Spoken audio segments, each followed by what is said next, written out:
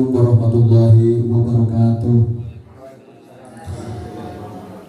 Yang saya hormati Bapak Dr. Andes Tukijan MPD selaku Kepala Sekolah UPTD SDN Pesanggerahan 2, rekan-rekan guru UPTD SDN Pesanggerahan 2 yang saya hormati dan saya cintai.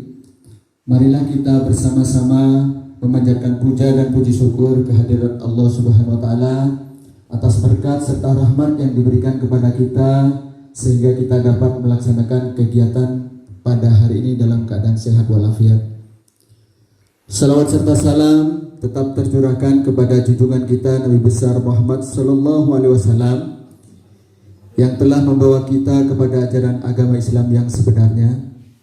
Bapak Ibu yang saya hormati, terima kasih saya ucapkan kepada Bapak Ibu yang telah meluangkan waktunya untuk menghadiri kegiatan pada hari ini dalam rangka sosialisasi modul 1.4 budaya positif yang akan dilaksanakan di UPTD SDN Pesanggerahan 2. Sebelum kita menginjak kepada acara sosialisasi, marilah kita sejenak mendengarkan sambutan dari Kepala UPTD SDN Pesanggerahan 2. Kepadanya kami persilahkan.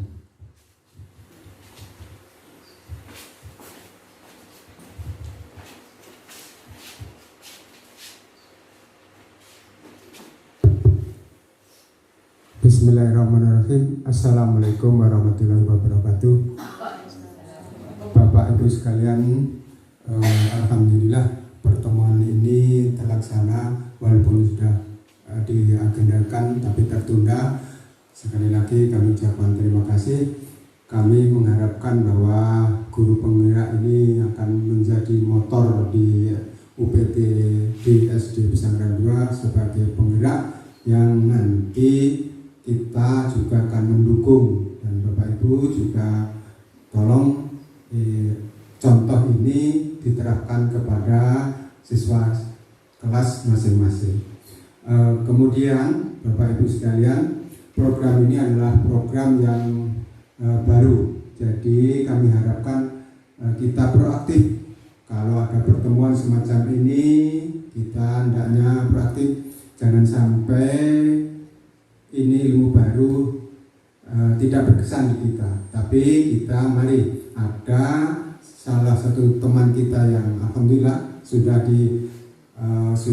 terseleksi di guru penggerak, sudah terjaring, maka inilah bibit kita yang kita akan unggulkan di sekolah kita ini. Ini harapan kami dan mudah-mudahan ini menjadi motivator di sekolah-sekolah yang lain. Mungkin ini yang dapat kami sampaikan. Terima kasih. Wassalamualaikum warahmatullahi wabarakatuh. Waalaikumsalam warahmatullahi wabarakatuh.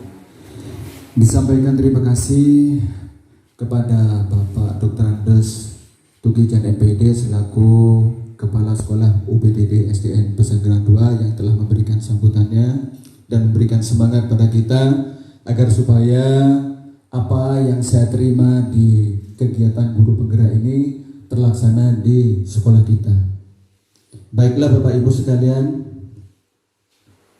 sebelum kita menginjak kepada sosialisasi modul 1.4 budaya positif, perlu diketahui pada Bapak Ibu sekalian bahwa sistem pembelajaran pendidikan yang sesuai dengan filosofi Ki Hajar Dewantara itu adalah menuntun kekuatan kodrat yang ada pada anak agar mereka dapat mencapai keselamatan dan kebahagiaan yang setinggi-tingginya,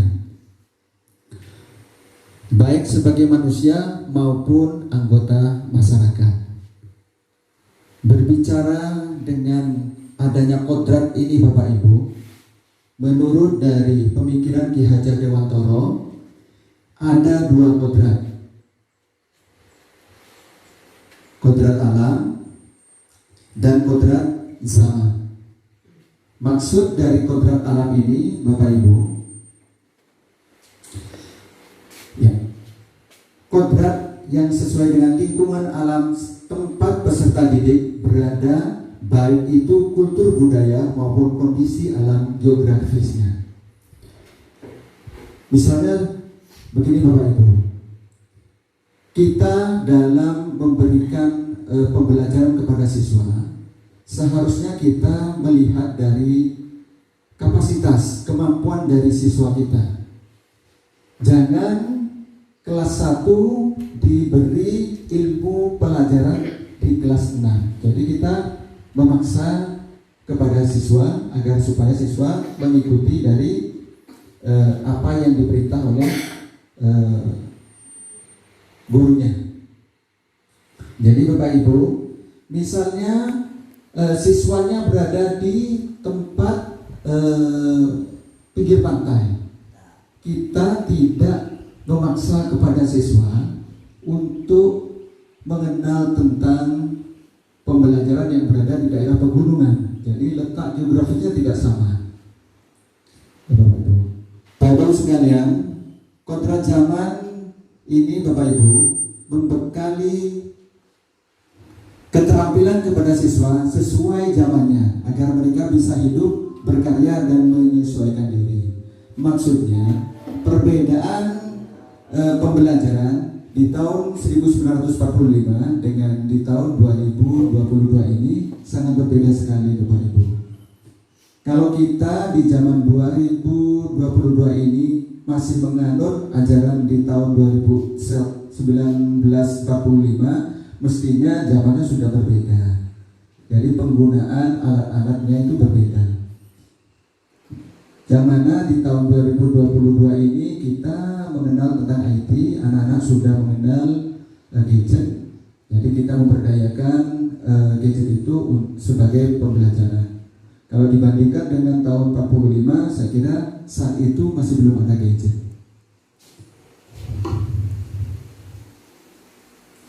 Sedangkan budaya positif di sekolah merupakan nilai-nilai keyakinan dan kebiasaan-kebiasaan di sekolah yang berpihak pada siswa agar siswa dapat tumbuh dan berkembang menjadi pribadi yang bertanggung jawab, kritis dan penuh hormat.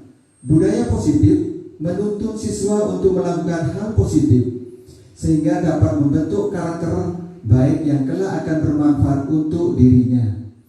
Sekolah merupakan institusi yang berperan penting dalam pembentukan karakter siswa sebagaimana tujuan pendidikan, yakni mewujudkan pelajar Indonesia yang memiliki profil belajar Pancasila. Dengan demikian, guru juga berperan penting menuntun siswa dalam pembentukan karakter ini. Ya Bapak Ibu, kita sudah menginjak kepada materi budaya positif. Ini hanya sebagai pembuka saja. Ya. Di dalam materi budaya positif ini kita akan membahas tentang perubahan paradigma. Yang kedua, konsep disiplin positif dan motivasi. Yang ketiga, keyakinan kelas. Yang keempat, pemenuhan kebutuhan dasar. Yang kelima, posisi kontrol. Dan yang terakhir, segitiga restitusi. Perubahan paradigma Bapak Ibu, untuk membangun budaya yang positif, sekolah perlu menyediakan lingkungan yang positif, aman dan nyaman, agar murid-murid mampu berpikir, bertindak dan mencipta dengan merdeka, mandiri dan bertanggung jawab. Salah satu strategi yang perlu ditinjau ulang adalah bentuk disiplin yang dijalankan selama ini di sekolah-sekolah. Pembahasan disiplin kali ini akan meninjau teori yang dikemukakan oleh Dennis Johnson. Sebelum kita gali lebih lanjut tentang teori disiplin restitusi dari Dennis Johnson, mari menyamakan model pemikiran kita tentang disiplin itu sendiri. Lazimnya disiplin dikaitkan dengan kontrol, dalam hal ini kontrol guru dalam menghadapi murid. Dan ini Bapak Ibu, bagaimana seseorang bisa berubah dari paradigma stimulus respon kepada pendekatan teori kontrol. Ya. Stimulus respon lawan teori kontrol, pandangan tentang dunia. Saya berikan salah satu contoh saja Bapak Ibu, biar tidak terlalu banyak untuk memberikan contohnya, nanti kita bahas, kita kerjakan bersama-sama di UPTD SDN Pesantren ini. Ya. Semua orang melihat hal yang sama kalau stimulus respon tentang dunia. Kalau teori kontrol tentang dunia, setiap orang memiliki gambaran berbeda. Maksudnya, kalau stimulus respon tentang dunia ini Bapak Ibu, kita itu memaksakan siswa kita itu untuk sama dengan gurunya. Maksudnya apa yang disampaikan oleh gurunya itu harus nyampe ke siswanya dan siswanya harus sama dengan gurunya. Maksudnya begitu Bapak Ibu. Tapi kalau di teori kontrol tentang dunia, setiap orang memiliki gambaran berbeda. Jadi tugas guru di sini Bapak Ibu memberikan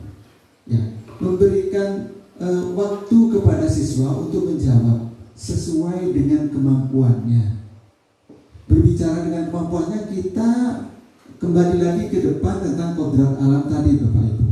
Kalau kita tidak boleh memaksakan kepada siswa, jadi disesuaikan dengan keadaan siswanya. Kalau misalnya siswanya tidak mampu, mestinya kita tidak boleh memaksakan. Begini Bapak Ibu, ini menurut stimulus respon lawan teori kontrol. Nanti kita bisa bahas bersama-sama. Kalau kita bahas semua, sepertinya nanti memerlukan waktu yang sangat panjang sekali Bapak Ibu. Nah, konsep disiplin positif dan motivasi di sini Bapak Ibu muncul pertanyaan-pertanyaan. Bagaimana cara membuat murid disiplin? Ini bagi guru. Siapakah yang bisa mendisiplinkan murid? Apakah guru yang bisa mendisiplinkan murid? Atau kepala sekolah? Atau orang tua murid? Atau murid itu sendiri? Mengapa? Nah, kalau berbicara tentang kodrat alamnya tadi Bapak Ibu, maka yang paling bawah ini adalah yang bisa masuk ke dalamnya. Murid itu sendiri. Nanti disiplin itu akan muncul dari murid itu sendiri Bapak Ibu. Nah, mana kata disiplin di sini Bapak Ibu? Ketika mendengar kata disiplin, apa yang terbayang di benak Anda? Apa yang terlintas di pikiran Anda? Kebanyakan orang akan menghubungkan kata disiplin dengan tata tertib, teratur, dan kepatuhan pada peraturan. Kata disiplin juga sering dihubungkan dengan hukuman. Padahal itu sungguh berbeda, karena belajar tentang disiplin positif tidak harus dengan memberi hukuman. Justru itu adalah salah satu alternatif terakhir, dan kalau perlu tidak digunakan sama sekali. Disiplin. Maksudnya Bapak Ibu, disiplin di sini Bapak Ibu, kalau saya sebelum saya mengikuti guru penggerak ini, anggapan saya disiplin itu kaitannya dengan peraturan-peraturan yang ada di sekolah. Anak tidak disiplin, dikatakan tidak disiplin kalau anak itu tidak mengikuti aturan-aturan yang ada di sekolah. Padahal itu yang salah Bapak Ibu. Efeknya nanti bisa memberikan hukuman kepada siswa. Nah, hukuman itu bisa dilaksanakan nanti kalau sudah tidak bisa lagi, baru kita bisa menggunakan hukuman. Kalau bisa tidak dipakai sama sekali. Maksudnya seperti ini. Nilai-nilai positif yang diterapkan sekolah untuk menumbuhkan motivasi intrinsik pada diri siswa yang bertanggung jawab dan berbudi pekerti luhur sehingga terwujudnya profil pelajar Pancasila. Ya Bapak Ibu, di sini nanti disiplin itu keluar sendiri dari siswanya. Tidak usah kita yang memberikan. Kalau yang kita yang memberikan peraturan berarti itu disiplinnya eksternal. Kalau yang ini intrinsik dari internal siswanya masing-masing. Makanya nanti budaya positif ini kalau dilaksanakan Bapak Ibu bisa berjalan, itu nanti bisa menjadi pembiasaan-pembiasaan ya siswa. Jadi tanpa kita memerintahkan siswa itu nanti sudah mendisiplinkan sendiri karena sudah terbiasa. Di situ Ki Hajar menyatakan bahwa untuk mencapai kemerdekaan atau dalam konteks pendidikan kita saat ini, untuk menciptakan murid yang merdeka, syarat utamanya adalah harus ada disiplin yang kuat. Disiplin yang dimaksud adalah disiplin diri yang memiliki motivasi internal. Ini kemauannya sendiri dari siswanya. Jika kita tidak memiliki motivasi internal, maka kita memerlukan pihak lain untuk mendisiplinkan kita, atau motivasi eksternal, karena berasal dari luar, bukan dari diri kita sendiri. Merdeka itu artinya tidak hanya terlepas dari perintah, akan tetapi juga cakap buat memerintah dirinya sendiri. Pemikiran Ki Hajar ini sejalan dengan pandangan Dennis Johnson dalam bukunya Restructuring School Discipline tahun 2001. Dain menyatakan bahwa arti dari kata disiplin berasal dari bahasa Latin disciplina, yang artinya belajar. Kata disiplin juga berasal dari akar kata yang sama dengan disiple, atau murid atau pengikut. Untuk menjadi seorang murid atau pengikut, seseorang harus paham betul alasan mengapa mereka mengikuti suatu aliran atau ajaran tertentu, sehingga motivasi yang terbangun adalah motivasi intrinsik, bukan ekstrinsiknya. Jadi dari dalam diri anaknya, bukan dari luar, bukan intervensi dari luar. Kalau dulu kita menganggap bahwa disiplin itu anak harus mengikuti peraturan, begitu. Sebagai pendidik, tujuan kita adalah menciptakan anak-anak yang memiliki disiplin diri, sehingga mereka bisa berperilaku dengan mengacu pada nilai-nilai kebijakan universal dan memiliki motivasi intrinsik, bukan ekstrinsik. Ya, motivasi perilaku manusia menurut Dennis Jones dalam bukunya Restitution School Discipline menyatakan ada 3 alasan motivasi perilaku manusia. Yang pertama, untuk menghindari ketidaknyamanan atau hukuman. Kalau kita berikan contoh Bapak Ibu, kita menggunakan helm saat kita berkendara sepeda motor. Kalau motivasi yang pertama ini untuk menghindari ketidaknyamanan atau hukuman, mestinya tujuan dari menggunakan helm itu hanya untuk agar supaya yang bersangkutan tidak terkena tilang. Jadi ini kan peraturannya dari ekstrinsiknya, berarti dari luarnya. Ya, dari luarnya. Jadi peraturan dari peraturannya. Ya. Muncul pertanyaan, apa yang akan terjadi apabila saya tidak melakukannya? Maksudnya kalau saya tidak menggunakan helm, mestinya apa yang terjadi nanti di jalan? Nah, kena tilang sama polisi karena menyalahi dari peraturan.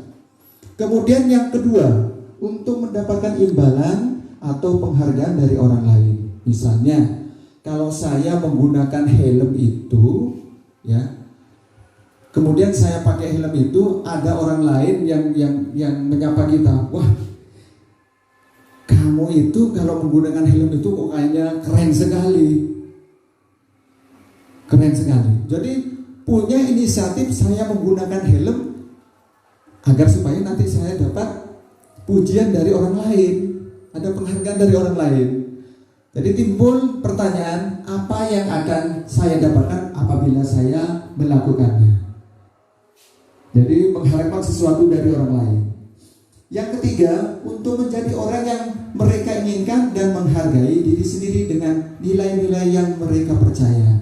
Muncul pertanyaan di sini Bapak Ibu, akan menjadi orang yang seperti apa bila saya melakukannya? Maksudnya kalau kaitkan dengan penggunaan helm tadi Bapak Ibu, ya, kalau kita menggunakan helm itu dari pemikiran kita, dari internal kita itu menyimpulkan bahwa jika saya menggunakan helm, maka saya nanti di perjalanan akan aman. Kalau misalnya terjadi sesuatu yang kita tidak inginkan, misalnya kecelakaan, kita aman karena kita sudah pakai helm. Itu kan dari keluarnya dari kita sendiri, bukan dari hukuman, bukan dari peraturan itu, tapi dari diri kita sendiri. Ya Bapak Ibu, ya, kita kembali kita melanjutkan dengan keyakinan kelas.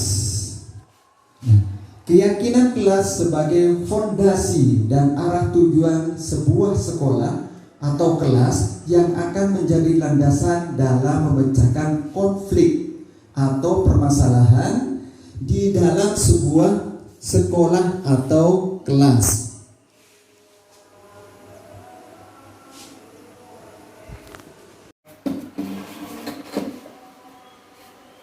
Baiklah Bapak Ibu sekalian, kita lanjutkan.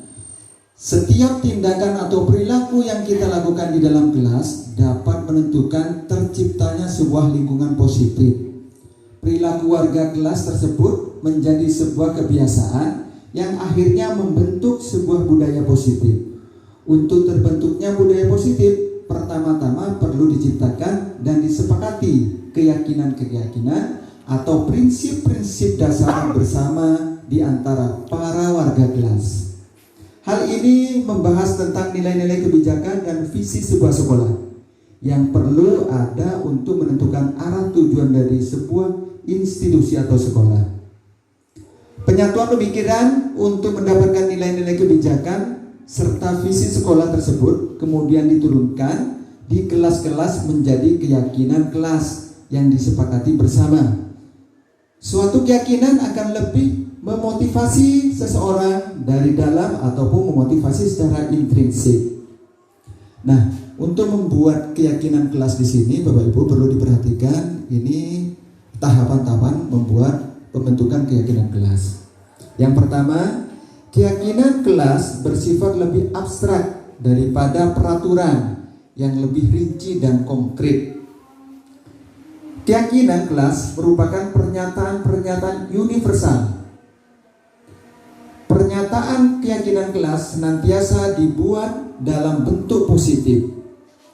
Keyakinan kelas hendaknya tidak terlalu banyak sehingga mudah diingat dan dipahami oleh semua warga kelas.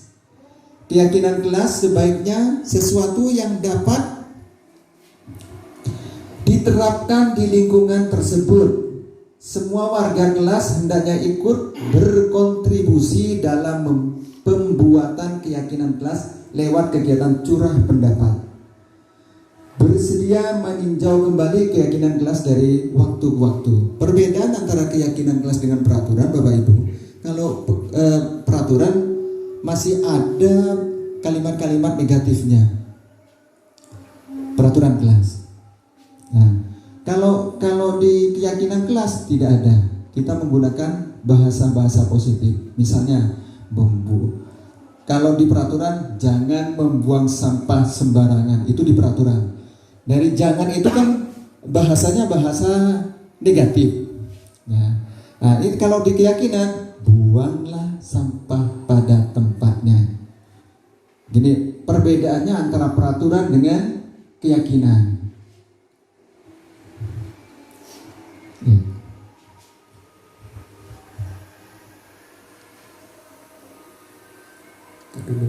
Bapak Ibu, mohon izin untuk menampilkan hasil dari pembuatan keyakinan kelas Bapak Ibu yang sudah saya laksanakan di kelas 6.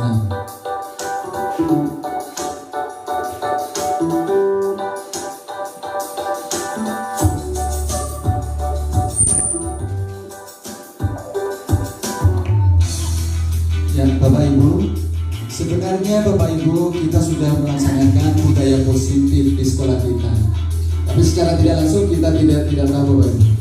Ini seperti ini Bapak Ibu. Ini kan kebiasaan sekolah kita sebelum kita masuk ke dalam kelas. Ini disiplin dalam berbaris. Ini budaya positif, ini kebiasaannya Bapak Ibu. Nah, yang kedua budaya positif yang dilakukan di SD Pesantren 2, mencuci tangan sebelum masuk ke kelas.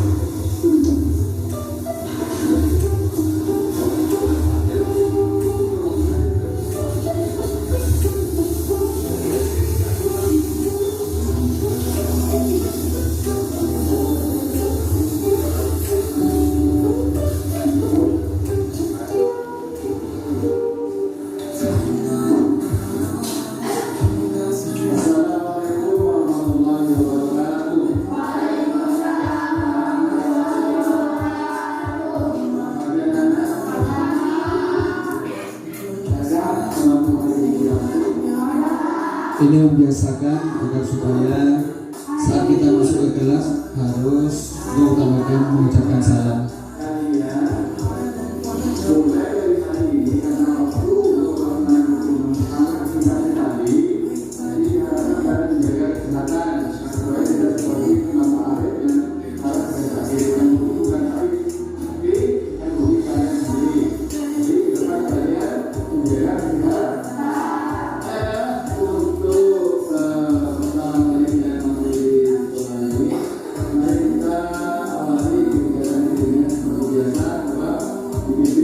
Nah, ini Bapak Ibu pembiasaan yang berikutnya. Nah, sebelum pelajaran dimulai, kita menyuruh siswa untuk menjadi pemimpin untuk membacakan doa.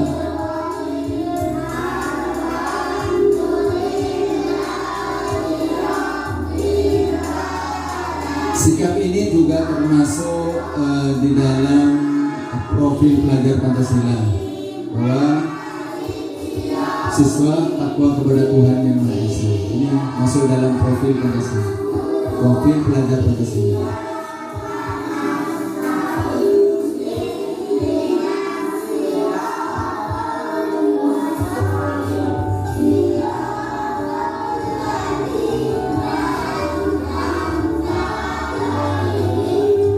Mungkin ini sudah pernah dilaksanakan setiap harinya di kelas-kelas Bapak Ibu. Tinggal hanya memperbaiki, nanti menambah atau merubah dari peraturan kelas menjadi keyakinan kelas.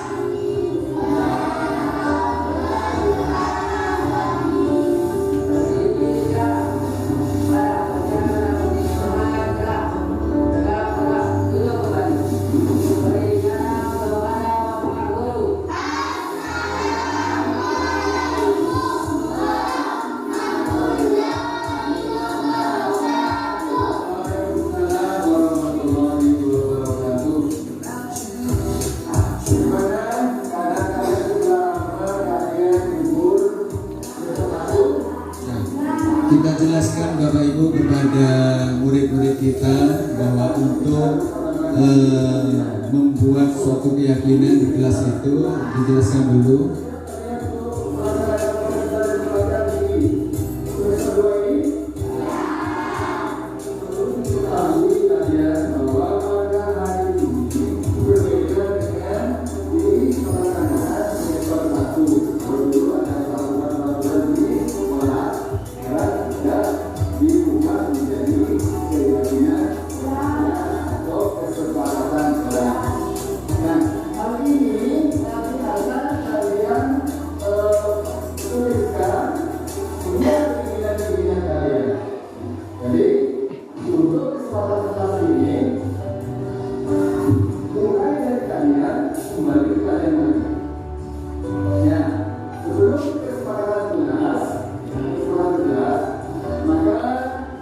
Bapak Ibu nanti bisa menanyakan kembali ke saya bagaimana cara membuat keyakinan kelas kita.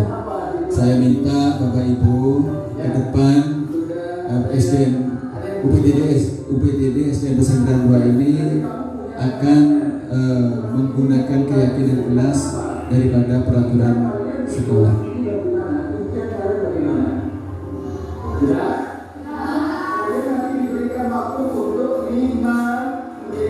Untuk mendiskusikan bersama teman-teman kalian. Nanti setelah hasilnya nanti akan disebutkan dan ditempelkan di papan nanti. Yang pertama, impian kelas. Sebelum keyakinan kelas, Bapak Ibu, kita minta kepada siswa kita untuk menuliskan impian dari kelasnya. Mau dijadikan apa kelasnya itu? Nah, ini keinginan dari siswanya, bukan gurunya, tapi siswanya sendiri yang meminta bahwa kelasnya itu minta seperti apa.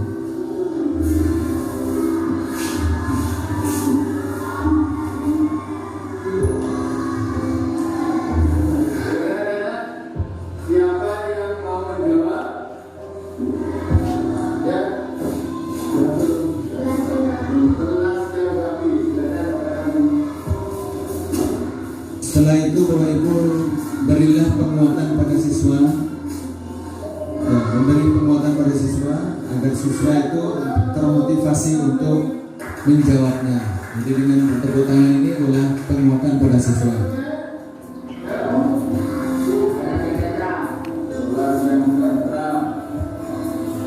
Jadi siswa kelas 6 itu minta impiannya kelasnya kelas yang tentram.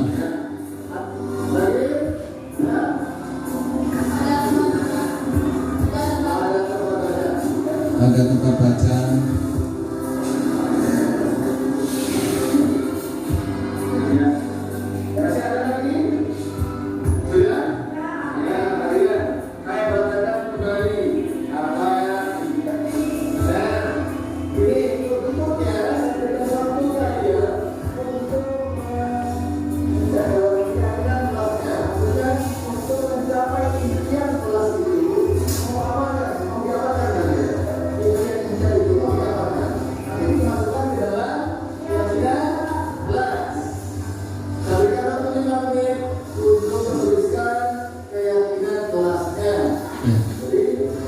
biasakan siswa itu untuk berunding atau curah pendapat Bapak Ibu, baik itu penentuan keyakinan kelas ataupun dalam kegiatan proses belajar mengajar. Jadi Bapak Ibu tidak perlu menjelaskan terlalu panjang, berikan suatu permasalahan sehingga siswa nanti bisa mencarikan solusinya sendiri. Kita sebagai mediator saja.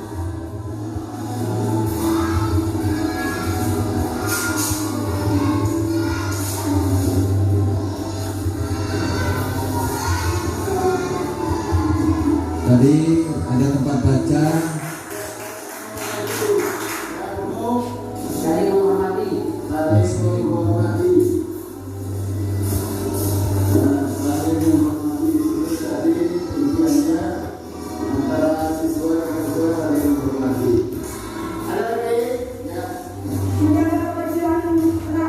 Menjaga kebersihan kelas itu impiannya kelas yang bersih.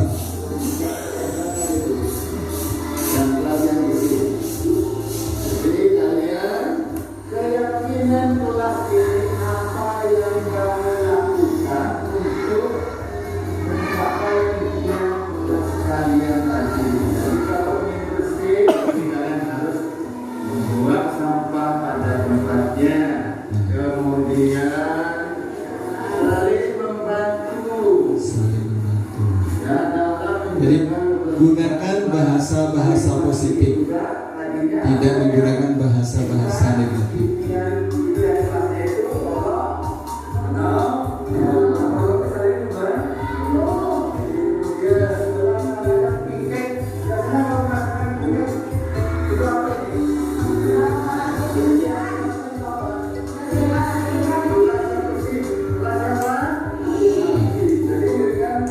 Setelah keyakinan kelas Bapak Ibu, kita sepakati menjadi kesepakatan kelas. Jadi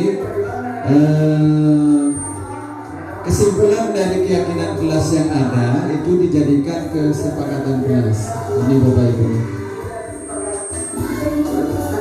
Nah, sebelumnya ditandatangani.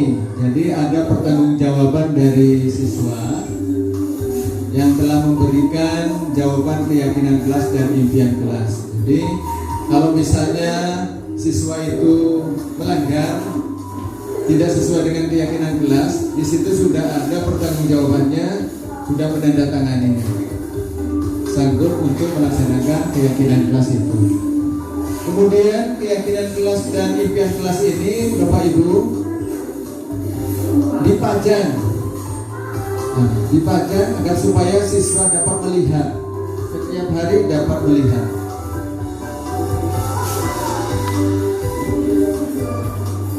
Ini Bapak Ibu. Nah, setelah itu bagaimana sanggup kalian melaksanakan kelas ini?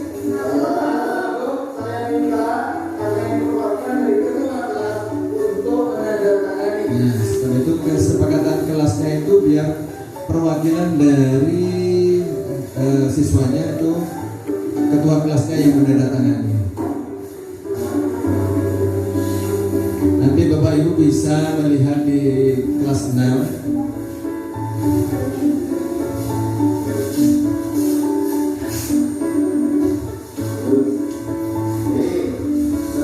kita percepat saja Bapak Ibu. Kesempatan kelas pada hari ini semoga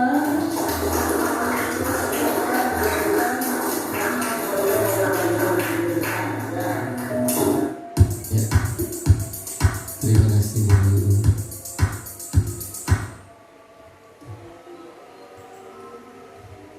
Kan dulu.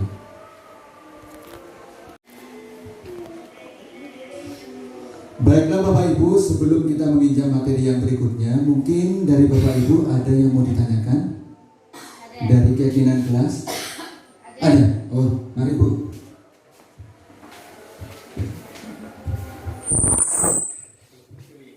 Bismillahirrahmanirrahim.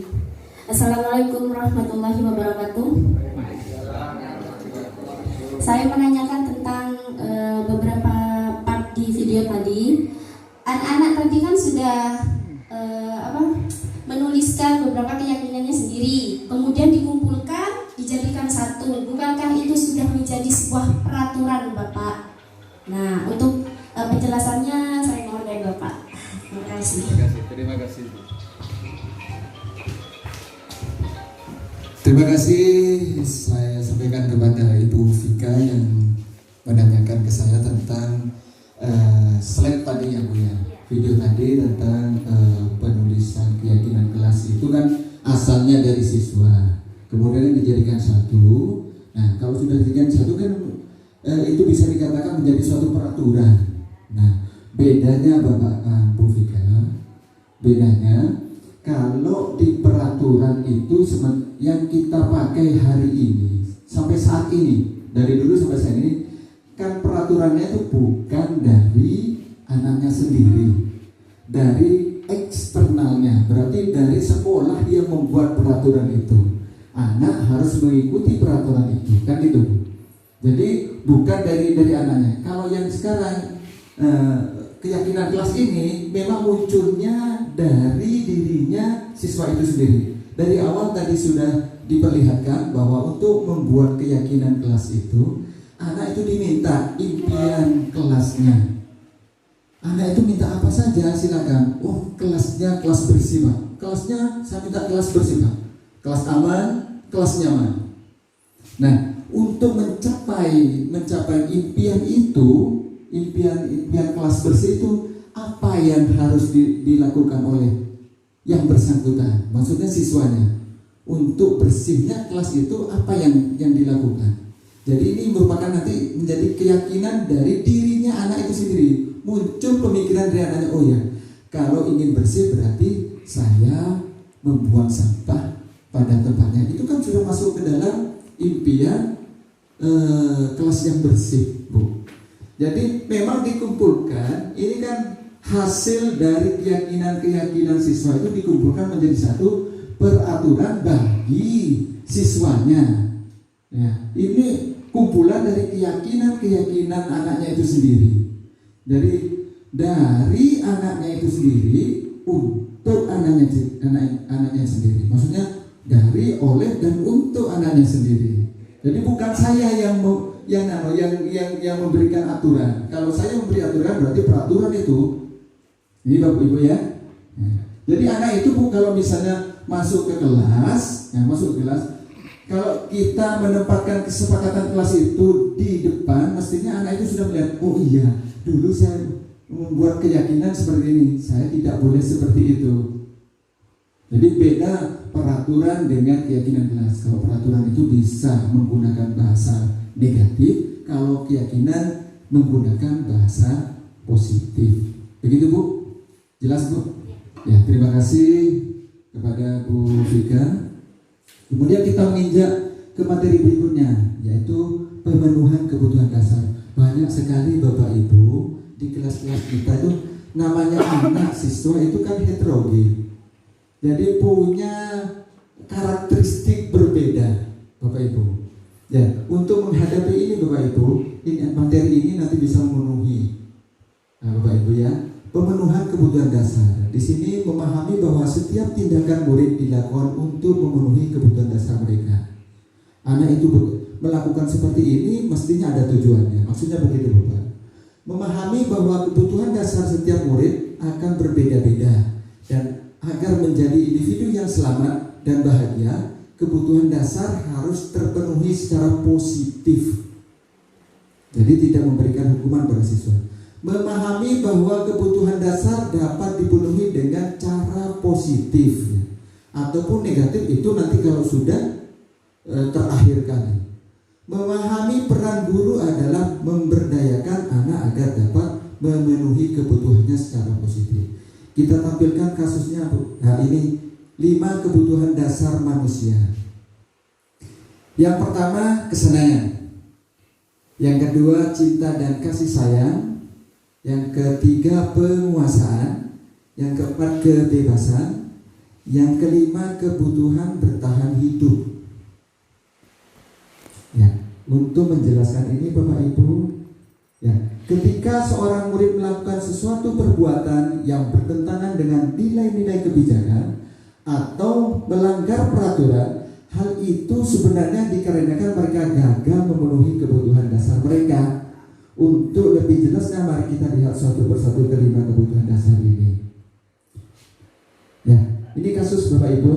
Ini mungkin seringkali kita temui. Kasus ini Bapak Ibu. Pada hari Senin, setelah upacara bendera, anak-anak diberikan waktu untuk istirahat sejenak sebelum masuk kelas. Kemudian setelah beberapa menit terjadi keributan di kelas 3. Ternyata si Vika nangis karena bekal makanannya diambil oleh Asrof. Ya. Untuk mengatasi masalah ini, mereka berdua dipanggil ke kantor dan diinterogasi mengapa terjadi keributan. Nah, ini Bapak Ibu, kebutuhan bertahan hidup. Di sini kebutuhan yang bersifat fisiologis untuk mempertahankan hidup, misalnya kesehatan atau rumah dan makanan.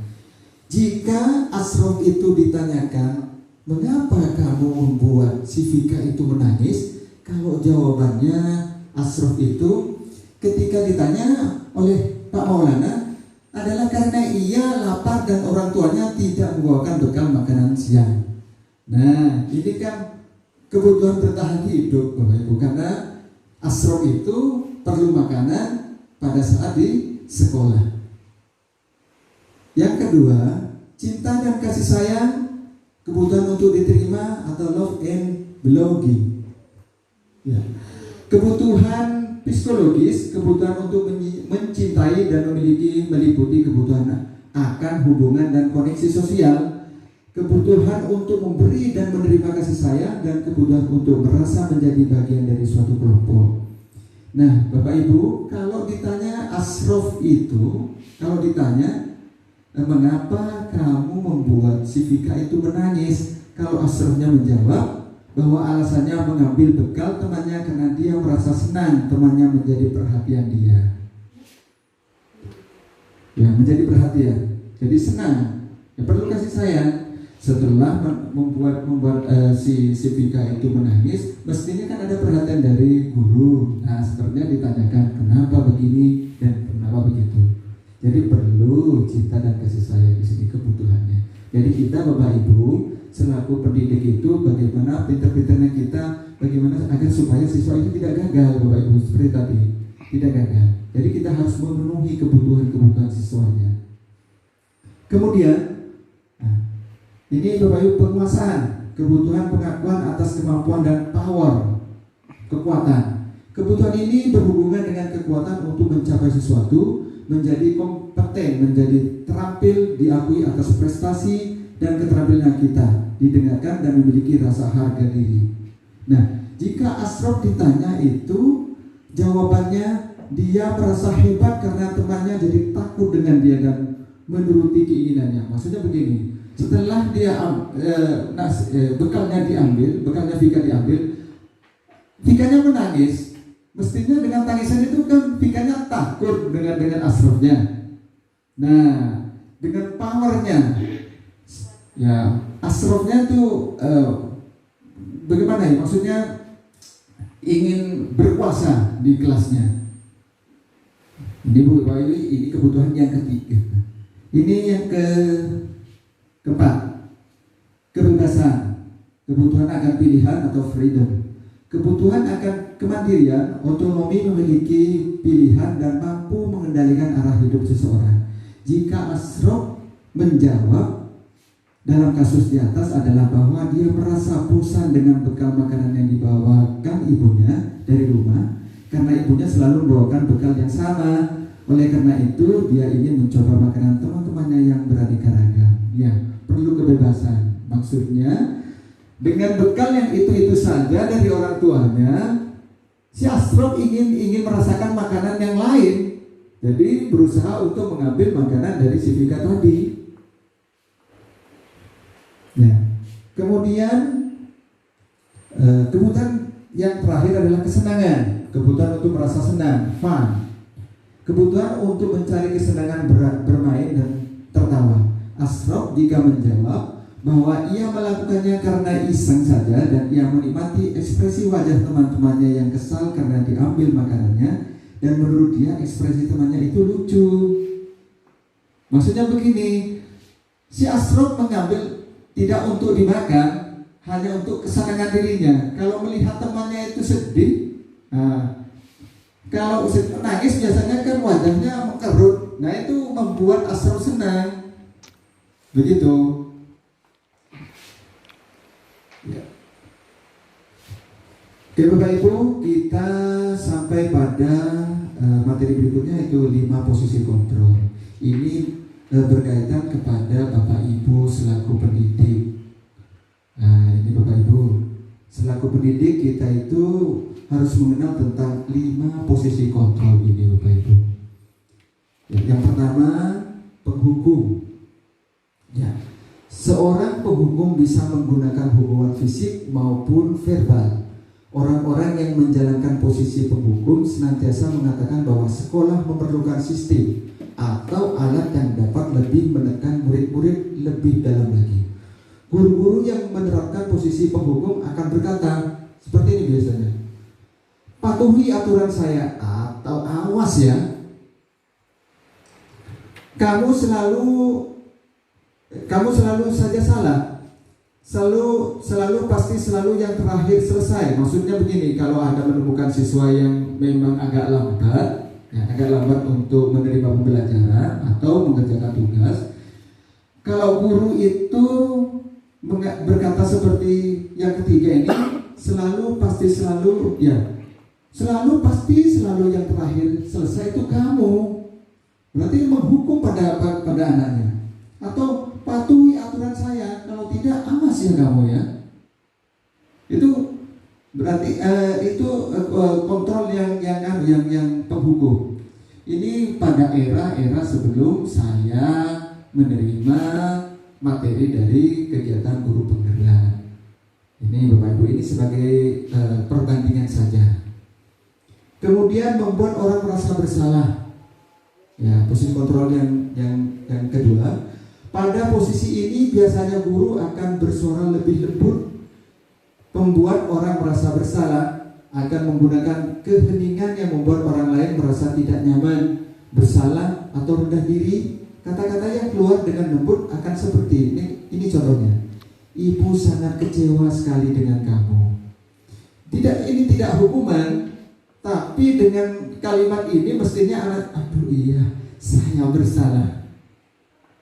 Berapa kali Bapak harus memberitahu kamu ya? Kalau misalnya jengkel, kan agak jengkel misalnya gurunya.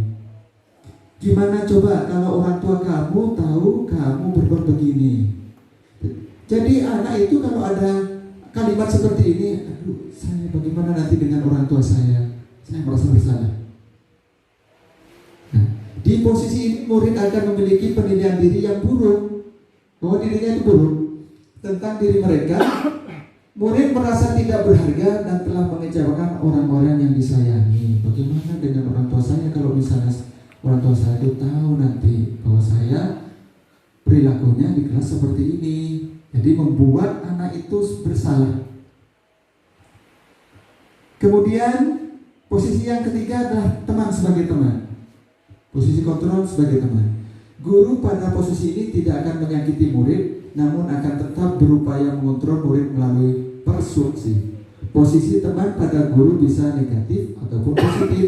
Positif di sini merupakan hubungan baik yang terjalin antara guru dengan murid. Guru di posisi teman menggunakan hubungan baik dan humor untuk mempengaruhi seseorang. Mereka akan berkata seperti ini, Bapak Ibu. Ayolah, bantulah demi Bapak ya. Maksudnya kalau ada misalnya ada yang ramai. Ayolah anak-anak, bantulah demi Bapak ya. Maksudnya demi Bapak kalian berhenti untuk ramainya. Ayo ingat tidak bantuan Bapak selama ini. Kemudian ya sudah, kali ini tidak apa-apa, nanti Ibu bantu bereskan. Hal negatif dari posisi teman adalah bisa suatu saat guru tersebut tidak membantu, maka murid akan kecewa dan berkata, saya pikir Bapak atau Ibu teman saya. Murid merasa kecewa dan tidak mau lagi berusaha. Hal lain yang mungkin timbul adalah murid hanya akan bertindak untuk guru tertentu dan tidak untuk guru lainnya. Murid akan tergantung pada guru tersebut. Jadi kalau yang mengatasi itu guru lain, anak itu tidak bisa menerima, hanya untuk guru yang bersangkutan. Kalau gurunya tidak ada, mestinya tidak bisa diatur lagi dengan guru yang lainnya. Begini Bapak Ibu. Nah, yang keempat, sebagai monitor atau pemantau. Monitor berarti mengawasi. Pada saat kita mengawasi, kita bertanggung jawab atas perilaku orang-orang yang kita awasi. Posisi pemantau berdasarkan pada peraturan-peraturan dan konsekuensi dengan menggunakan sanksi atau konsekuensi. Kita dapat memisahkan hubungan pribadi kita dengan murid. Sebagai seorang yang menjalankan posisi pemantau, pertanyaan yang diajukan seorang pemantau seperti bawah ini Bapak Ibu. Peraturannya apa? Misalnya begini, kalau anak itu menyalahi peraturan atau tidak menjalankan peraturan, mestinya ada guru yang berkata seperti ini. Peraturannya apa? Kemudian apa yang telah kamu lakukan? Kemudian sanksi atau konsekuensi apa nanti kalau kamu melakukan? Nah, seorang pemantau sangat mengandalkan penghitungan catatan data yang dapat digunakan sebagai bukti atas perilaku seseorang. Posisi ini akan menggunakan stiker, slip catatan atau daftar cek. Posisi monitor sendiri berawal dari teori stimulus respon yang menunjukkan tanggung jawab guru dalam mengontrol murid. Yang terakhir adalah posisi kontrol manager. Nah, ini dianjurkan kepada Bapak Ibu sekalian untuk menggunakan kontrol yang terakhir ini sebagai manajer. Ya. Posisi terakhir manajer adalah posisi mentor, di mana guru berbuat sesuatu bersama dengan murid, mempersilahkan murid untuk bertanggungjawabkan perilakunya, mendukung murid agar dapat menemukan solusi atas permasalahannya sendiri. Ini perkataannya, Bapak. Apa yang kita yakini, seperti tadi, kalau misalnya anak itu sudah sesekali tidak melaksanakan keyakinan kelasnya, mestinya guru bisa menggunakan posisi kontrol manajer ini dengan kalimat seperti ini. Apa yang kita yakini? Nah, kembali keyakinan kelas tadi. Apakah kamu meyakininya? Maksudnya, dari keyakinan itu apakah kamu meyakininya? Jika kamu meyakininya, apakah kamu bersedia memperbaikinya? Jika kamu memperbaiki ini, hal ini menunjukkan apa tentang dirimu? Apa rencana kamu untuk memperbaiki hal ini? Jadi, anak tidak takut, anak tidak takut untuk dapat hukuman, anak tidak takut untuk disalahkan. Bapak Ibu? Ya.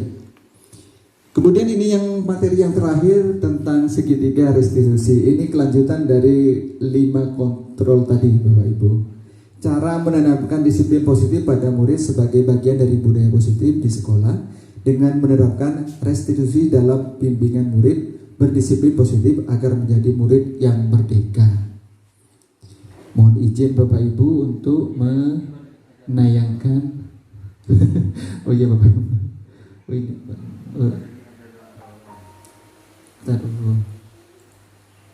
Ini Bapak Ibu. Ini skema dari dari segitiga restitusi Bapak Ibu. Jika Bapak Ibu menemukan kasus atau masalah dari siswanya, yang pertama Bapak Ibu itu menstabilkan identitasnya, menanyakan kesalahannya. Kamu bukan satu-satunya yang pernah melakukan ini. Jadi agar semuanya anak itu tidak merasa bersalah. Setiap orang pasti pernah melakukan kesalahan. Maksudnya ditanyakan dulu, kenapa kamu seperti ini? Mesti ada jawaban dari siswanya. Kemudian Bapak Ibu bisa mengatakan, kamu bukan satu-satunya yang pernah melakukan ini. Jadi anak tidak merasa bersalah. Setiap orang pasti pernah melakukan kesalahan. Kemudian menginjak ke tahap berikutnya, validasi tindakan yang salah. Kamu tentu punya alasan mengapa melakukan itu. Adakah cara yang lebih efektif untuk mendapatkan apa yang kamu butuhkan? Itu Bu. Tahap yang terakhir menanyakan keyakinan Bapak Ibu. Kita kembalikan lagi ke keyakinan. Keyakinan kelas apa yang telah kita sepakati? Jadi anak merasa kalau melakukan tindakan yang tidak sesuai dengan keyakinan, mestinya anak itu sudah melihat keyakinan yang sudah disepakati di kelasnya. Kamu ingin menjadi orang yang seperti apa? Menanyakan kembali keyakinan tadi. Jadi beda dengan peraturan. Kalau peraturan kan memang dari sekolah, peraturannya harus dilaksanakan oleh siswanya. Kalau yang ini tidak, siswanya yang membuat aturan itu, nanti siswanya yang akan melaksanakan aturan itu. Ya, begitu Bapak Ibu. Mohon izin untuk menayangkan contoh dari pelaksanaan segitiga restitusi.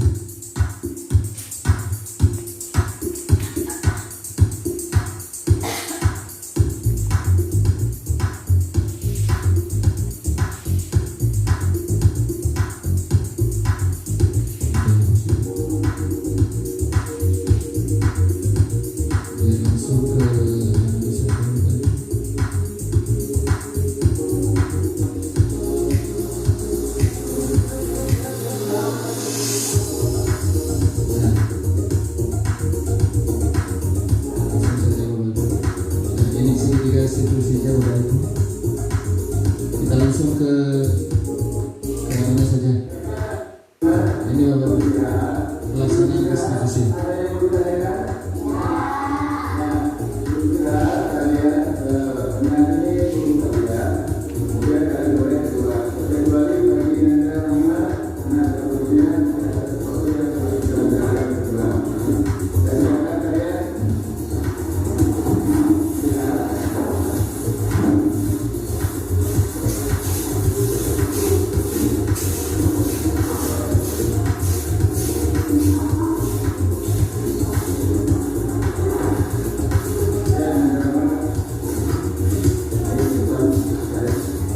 Jadi untuk menginterogasi siswanya itu seharusnya jauh dari teman-temannya.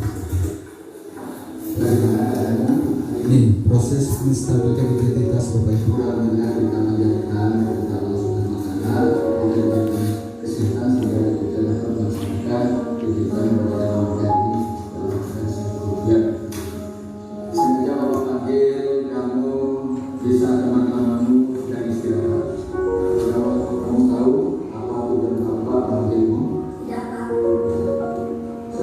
Menstabilkan identitas. Apa kamu merasakan perbedaan itu?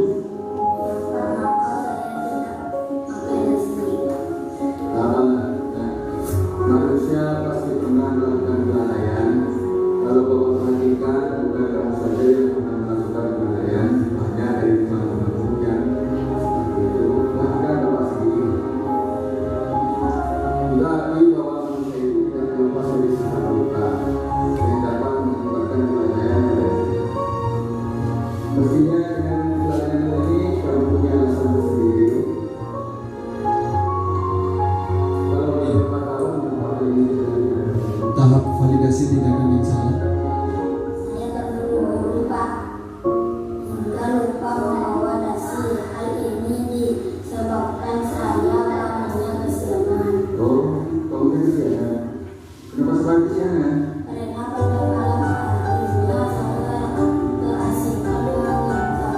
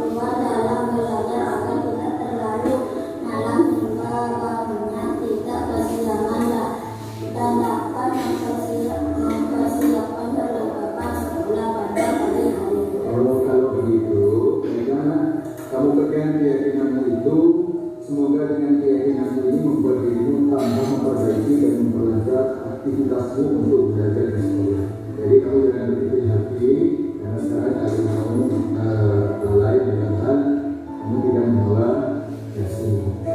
Jadi silakan kamu bersama dengan teman-temanmu istirahat.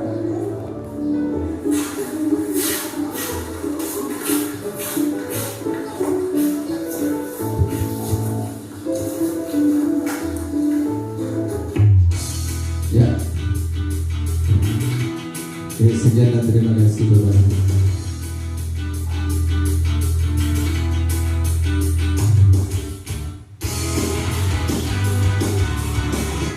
Ya, Bapak Ibu, setelah kita melaksanakan sosialisasi ini tentang budaya positif yang nantinya akan dilaksanakan di sekolah kita UPTD SDN Pesanggeran 2, mungkin ada satu hal yang perlu ditanyakan Bapak Ibu? Tidak ada? Ya, sambil lalu Bapak Ibu mungkin nanti kita akan melaksanakan bersama-sama. Jadi kita mencoba untuk membuat keyakinan kelas. Ya. Kalau tidak ada pertanyaan Bapak Ibu, terima kasih sampaikan kepada Bapak Ibu sekalian yang telah mengikuti sosialisasi ini. Kedepannya harapan saya pelaksanaan kegiatan ini akan dilaksanakan di UPTD SDN Pesanggeran 2 dengan baik dan benar. Akhirul kalam, wassalamualaikum warahmatullahi wabarakatuh.